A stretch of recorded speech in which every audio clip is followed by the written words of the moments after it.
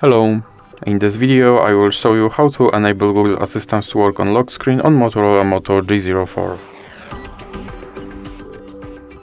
So you have to start with opening your Google application, then click on your avatar and go to settings. Now click on Google Assistant and then click on Hey Google and Voice Match and then click here on Hey Google. Now you have to scroll down and click I agree. Now scroll down again and click I agree, then click next, next, more, and I agree. Now click on retrain voice match model. Okay Google, what's the weather tomorrow? Okay Google, set a timer for 5 minutes. Hey Google, make a call. Hey Google, remind me to water my plants every Monday.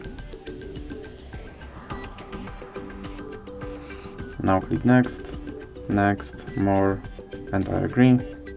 Then click back, and now click on lock screen, and click yes I'm in, and make sure that this first option stays on. And now let's check if my Google Assistant will work on lock screen. Okay Google.